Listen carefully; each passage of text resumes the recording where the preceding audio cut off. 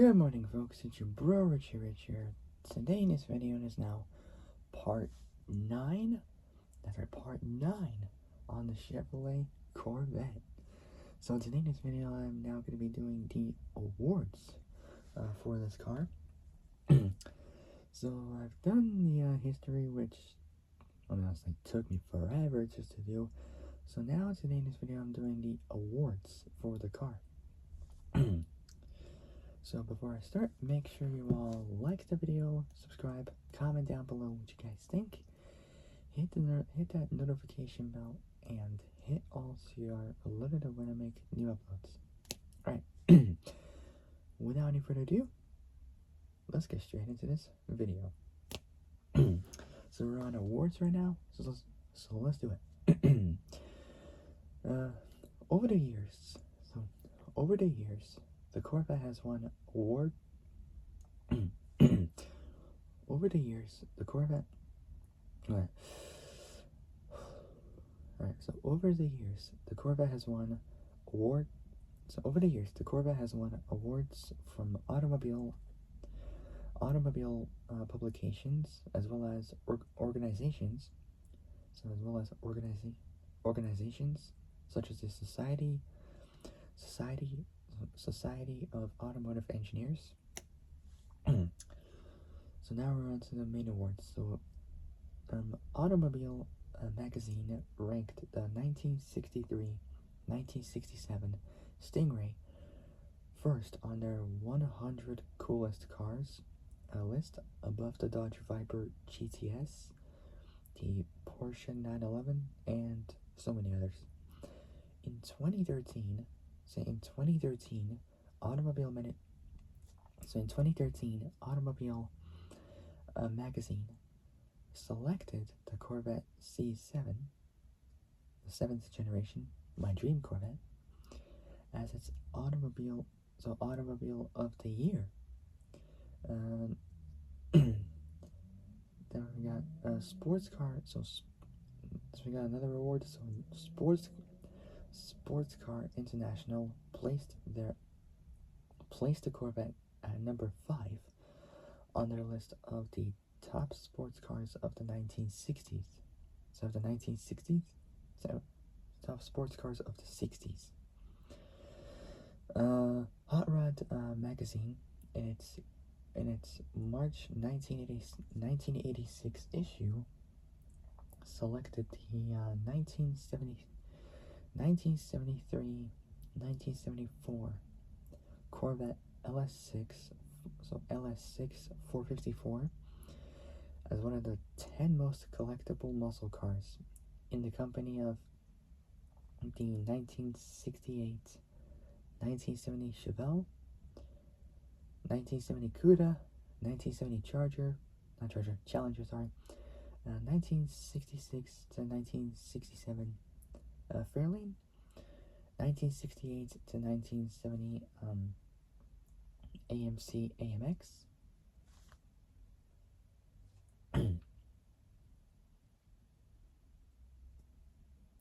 1970 Camaro Z28,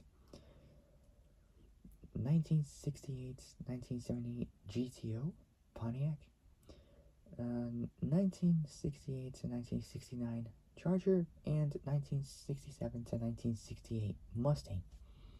Say 1967 to 1968 Mustang.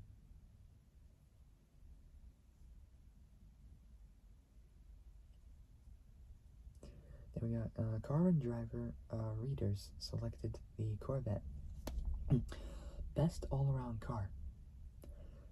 9 out of 11 years. In Car and Driver's readers choice polls, including 1971, 1972, 1973, 1974, and 1975. Car and Driver magazine selected the Corvette for its annual 10 best list 16 times. The C4 from 1985 through 1989, the C5 in 1998, 1999, and 2002 through 2004. The C6 from 2005 through 2009, and the C7 in 2014 or 2014. Motor Trend magazine named the Corvette Car of the Year in 1984, 1998, and 2020. Society of Automotive Engineers publication Automotive Engineering International selected the 1999 Corvette convertible along with the Mercedes-Benz S500 best engineered car of the 20th century. The 2005 Corvette was nominated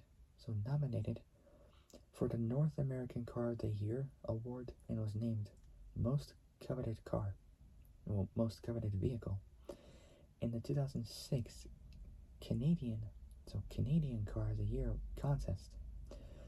U.S. News and World Report selected the 2010 Corvette the best luxury sports car for the money. Edmunds.com in its 100 best cars of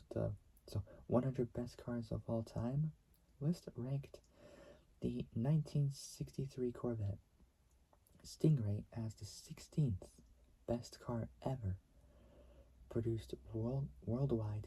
The 1990 Z01 took 50th.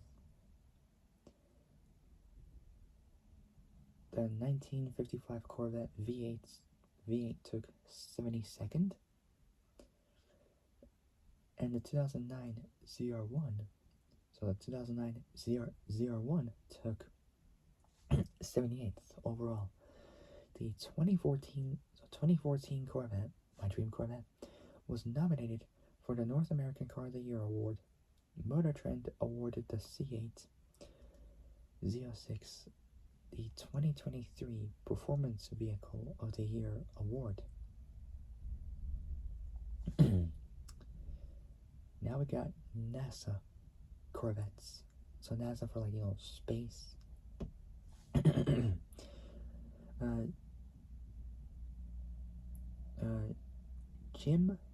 Jim Rathman, a Melbourne, Florida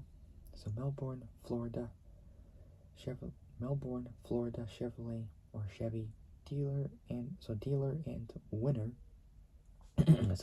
winner of the 1960 Indy 500. Now Melbourne is in Australia, but Melbourne in Florida. So Chevy dealer and winner of the 1960 Indy 500 befriended astronauts Alan Shepard, Gus Grissom, and Gordon Cooper.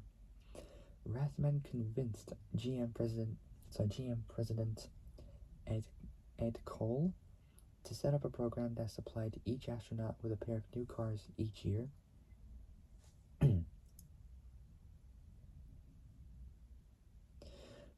Most chose a family car for their wives. Most chose a family car for their wives and a Corvette for themselves.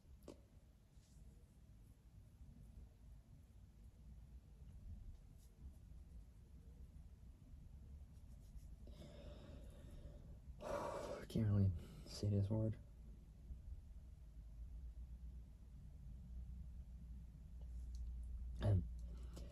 In his memoir, it's spelled MEMOIR, so MEMOIR, sounds like a French word. Anyways, Last Man on the Moon, Gene Cernan, well, his full name is Eugene Andrew Cernan, describes how this worked.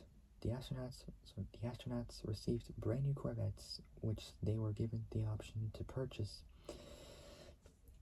at a used price after they had been driven 3,000 miles, which is 4,828 kilometers. Alan So Alan Bean recalls Corvettes lined up in the parking lot. So in the parking lot outside the astronaut offices at the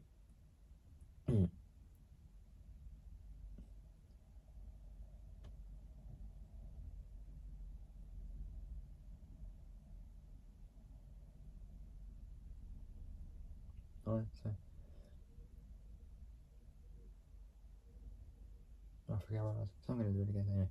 Jim Rathman, a Melbourne, Florida Chevy dealer and winner of the 1960 Indy 500, befriended astronauts Alan Shepard, Gus Grissom, and Gordon Cooper. Rathman convinced GM President Ed Cole to set up a program that supplied each astronaut with a pair of new cars each year. Most chose a family car for their wives and a Corvette from themselves. In his memoir, Last Man on the Moon, Gene Cernan describes how this worked. The astronauts received brand new Corvettes, which they were given the option to purchase at a used price after they had been driven 3,000 miles, 4,828 kilometers. Alan Bean recalls Corvettes lined up in the parking lot outside the astronaut offices at the Johnson Space Center in Houston, Texas, and friendly races between both Shepard and Grissom along the Florida beach roads and on beaches as local police turned a blind eye. Shepard, Grissom, and Cooper each pulled each other on skis in the shallow water. The Mercury and later astronauts were unofficially tied to the Corvette and appeared in official photographs with their cars and with mock-ups of space vehicles such as the Apollo lunar module or lunar roving vehicle. Cooper talked of the races along Cocoa Beach in his eulogy of Shepard at the Johnson Space Center in 1998. Shepard, a longtime Corvette owner, was invited by then General Motors chief engineer Zora Arkus Duntov, who's a Russian and American engineer whose work on the Chevy Corvette earned him the nickname Father of the Corvette. He sometimes erroneously referred to as the inventor of the Corvette. That title belongs to Harley Earl. He was also a race driver, so race car driver or racing driver, whatever you call it, appearing at the 24 Hours of Le Mans 4 times and taking class wins in both 1954 and 1955. Zora Arkus Duntov to drive pre-production Corvette models. General Motors executives later gave Shepard a 1972 model with a Bill Mitchell interior.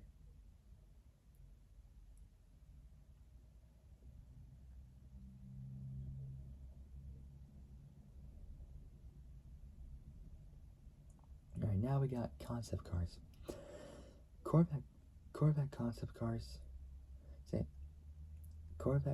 cars have inspired the designs of several generations of Corvettes. The first Corvette, Harley Earl's 1953 EX-122,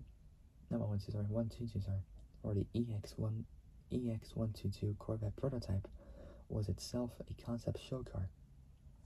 First shown to the public at the 1953 GM Motorama at the Waldorf Astoria Hotel in New York City on January 17th, 1953.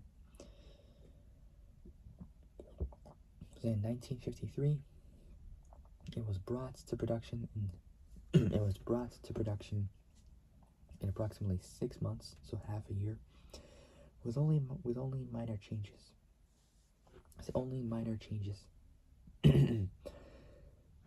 Harley Earl's successor,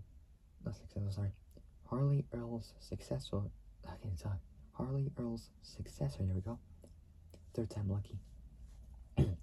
Bill Mitchell was the man behind most of the Corvette concepts of the 1960s and 1970s, or 60s, 70s, however way you want to call it. The second generation C2 of 1963 was his, and its design first appeared on the Stingray Racer. It's a Stingray Racer on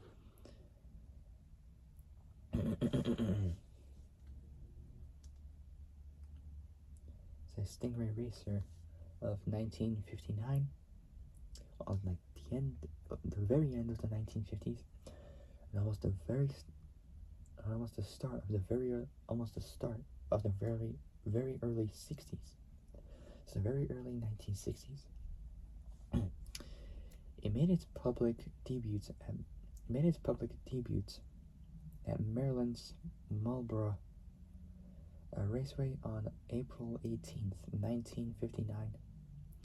Powered by a 283 cubic inch, 4.64 liter naturally aspirated V8 with experimental 11:1 compression ratio, aluminum cylinder heads, and took 4th place. The concept car was raced through 1960, having only Stingray badges, before it was put on the auto show circuit in 1961. In 1961, the XP 755 Mako Shark a show car was designed by Larry Shinoda as a concept for future Corvettes. In keeping with the name, the streamlining, pointed snouts, and other detailing was partly inspired by the look of that very fast fish. The 1961 Corvette tail was given 2 additional taillights, 6 in total for the concept car. The body inspired the 1963 production Stingray. In 1965, Mitchell removed the original concept body and redesigned it as the Mako Shark 2. Chevrolet created 2 of them, only one of which was fully functional. The original Mako Shark was then retroactively called the Mako Shark 1. The Mako Shark 2 debuted in 1965 as a show car, and this concept influenced Mitchell's redesigned Corvette of 1968. The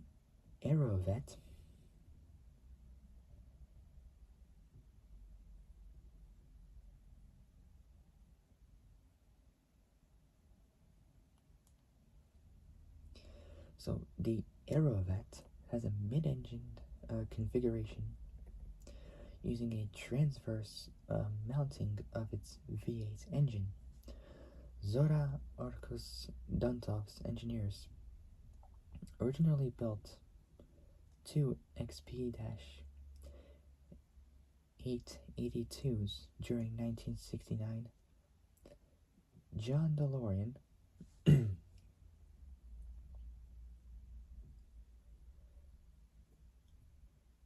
who's an American engineer, inventor, and executive in the U.S. automobile industry. He's widely known as founder of the DMC, DeLorean Motor Company, as well as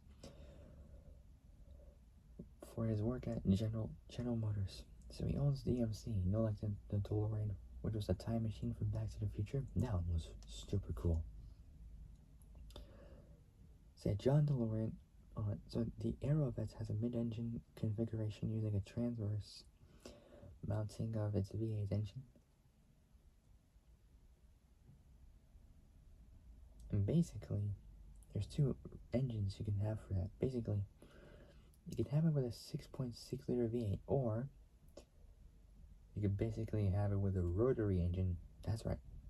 They usually basically use the rotary engine from an RX-7 or an RX-8 Mazda, which I don't really know if that's a good recipe for a car like that. I'm not really sure. A rotary Japanese engine in an American muscle car? What? Like, I mean, it is cool. I mean, the engine will be lighter, but really? Okay, I guess? I don't know. And it is weird with a rotary Japanese engine in an American muscle car. But at least it was lighter. That's an advantage. That's an advantage. It's an advantage. The Aerovette has a mid-engine configuration using a transverse mounting of its V8 engine.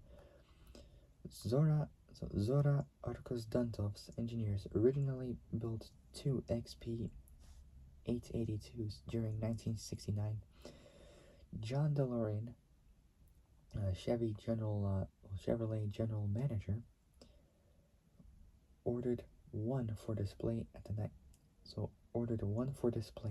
1970 New York Auto Show. In 1972, DeLorean authorized further work on the XP 882. A near identical body in aluminum alloy was constructed. So both constructed and became the XP 895. Sounds like a rifle name or something. I don't know. Or maybe like one of those kind of army vehicles, like tanks, trucks, or maybe bombers, or anything like that. Possibly, I think. Oh, it probably could be. I'm not too sure. Reynolds aluminum car, or aluminium.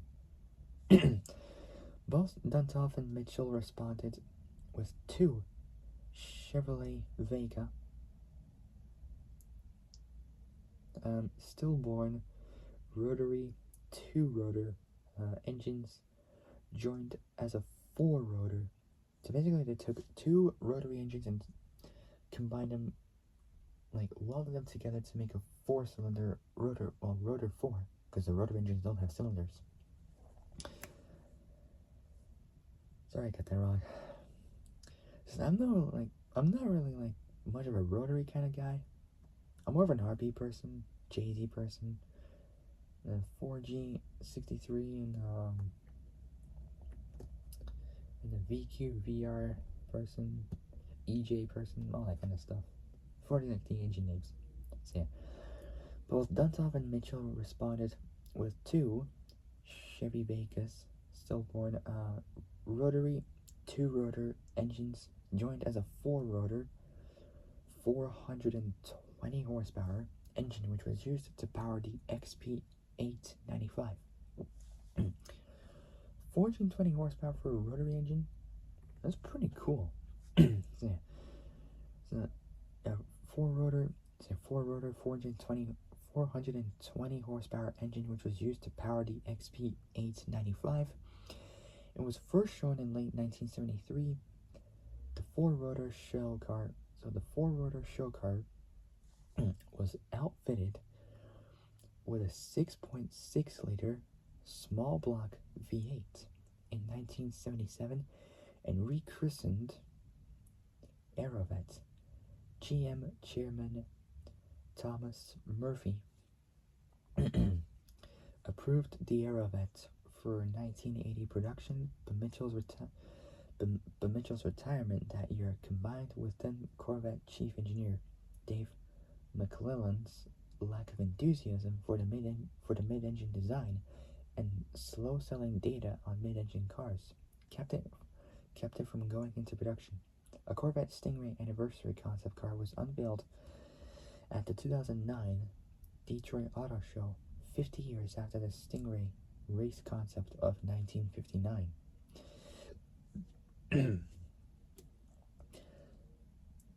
The car was based on a combination of the 1963 Stingray and the 1968 Stingray. So the car was based on a combination of both the 1963 and the 1968 Stingray. The new Stingray concept appears in the 2009 movie Transformers: Revenge of the Fallen as a vehicle mode of the character Sideswipe, a convertible/speedster version was used for the same character in the 2011 or 2011 sequel, Transformers Dark of the Moon.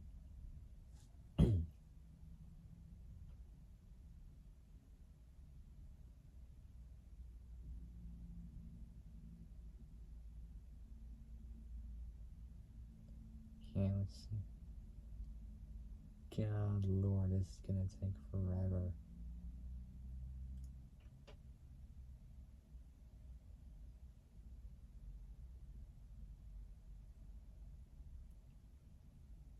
Alright, now we're on production. So let's do it. I know it's gonna take forever, but let's do it. It's worth it. So production next. So production statistics from when the first gen of Corvettes was released in 1953 until the present, or future as I call it. Starting off with the first one from 1953. They produced 300 of those. So year 1953, they produced 300 of those. The first generation C1 begins. Production starts on June. It started on June 30th with a polo white, which was polo white with red interior and black top as only color combination. Options were interior door handles, clip-in side curtains were a substitute for roll-up windows. It was for 1963. Made only 300 of those. Say 1953. Now we're on 1954. They only made 3,640 of those. Production moves to St. Louis. Exterior colors, blue, red, and black are added. Beige top color is added, and tailpipes are longer. Now we got 1955. 700 of those were made. Both inline 6 and 4.34 liter V8 engines produce 3-speed manuals. Added late in the model year. So they only made 700 of those in 1955. Now we got 1956. They made 3,467 of those. New body with roll-up windows, V8 only, 3-speed manual became standard equipment, and Powerglide automatic is optional. So Powerglide automatic is optional. Not really sure what Powerglide is, but it's added on the car. Now we got the C1, so the first generation Corvette. Starting off with 1957. So they made 6,339 of those cars. 4.64 liter V8s. Optional 4-speed manual and fuel injected engine option was added. So that's 1957. 6,339 of those. 6,339 of those. Okay, so 6,339 of those cars were made. Next is 1959. Not 1959, sorry. Wait. 1958, sorry. So they made 9,168 of those cars with quad headlights and longer facelifted. So quad headlights, so 4 headlights they had, and longer facelifted body. New interior and dash. So new interior and dashboard, fake louvers on the hood and chrome strips on the trunk lid. The number of teeth in the grille reduced from 13 to 9. Okay, now we're on 1959. So they made 9,670 of those cars. First black interior and dash storage bin, only year with a turquoise top, louvers and chrome strips from 1958 were removed. Now we got 1960. Classic year for muscle cars. They made 10,261 of those. Minor changes to the interior, red and blue bars on the dash logo, vertical stitching on the seats. So they made 10,261 of those in 1960. Now we got 1961. So they made a little bit more. 10,939 with new rear styling, bumpers and round taillights with new fine mesh grille. Now we got 1962. They made 14,531 of those cars. Say in 1962 they made 14,531 of those cars. It had a 5.36 liter V8 engine, last year with a trunk until 1998. New black grille with chrome surround and chrome rocker panel molding. Next up is 1963. This is where the second generation began. They made 21,513 of those. So now this is where the second generation began, the C2 Corvette. New coupe body style introduced. Only year for split rear window. Coupe more expensive than the convertible. Now we got 1964. They made 22,229 of those cars. Rear black lit windows of coupe changed to single pane window. Hood louvers were deleted, hood louvers were gone. So they made 22,229 of those cars back in 1964, there we go. Why do I keep going ahead? Okay, now we got 1965. So they made 23,564 of those cars. It had a 6.49, round up like 6.5 liter big block V8 added. Last year, a fuel injected engine option. Until 1982 and so on and so forth.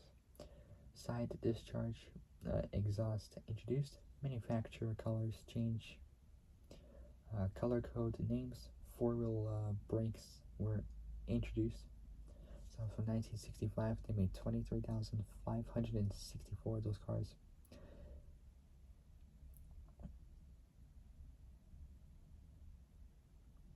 So now we got 1966.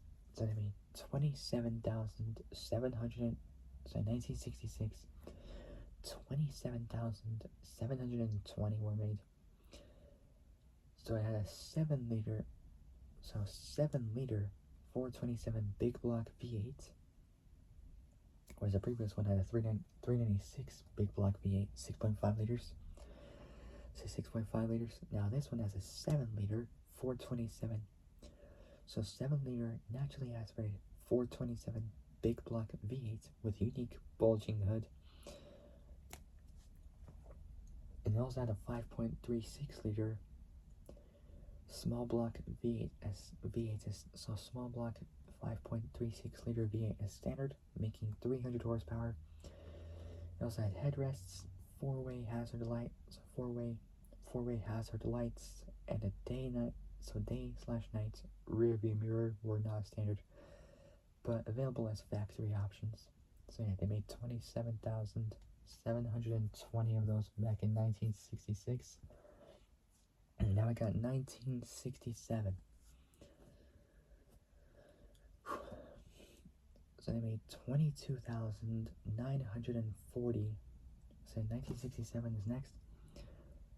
So they made 22,940 of those cars, with 5 louver fenders are unique, big block hood bulge, redesigned as a scoop, parking brake changed from pull-outs under a dash handle to lever mounted in the center console. Tri-Power 427 would be a sought-after Corvette, so they made 22,940 of those back in 1967.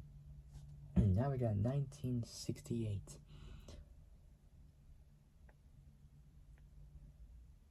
So they made 28,566 of those cars. Now this is where the third generation begins. The C3. So it has new body and T-top removable. So T-top removable roof panels. So removable roof panels, new interior, engines carried over. 3-speed turbo hydromatic replaces 2-speed power glide as automatic gearbox option. So they made 28,000 566 of those cars back in 1968. Now we got 1969. They made 38,762 of those cars. First year of the 5.7 liter small block V8, longer model year extended to December 1969 due to delay in the intro of 1970 model.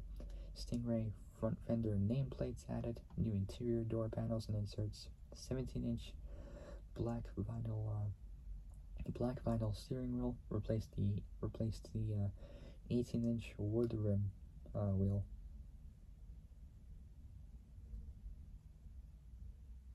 Okay, now we got 1970. So I'm gonna do this a little bit later. So if you like this part, like it, subscribe, comment down below what you guys think, hit the notification bell, and hit all so you're alerted when I make new uploads. Alright, so this is the part I'm on, 1970. So that's for the next Corvette video. So I'll see you guys a little bit later for the next video. So until then, stay safe, have a great day, and I'll see you guys a little bit later for my next video. Take care, folks. I'll see you later. Peace.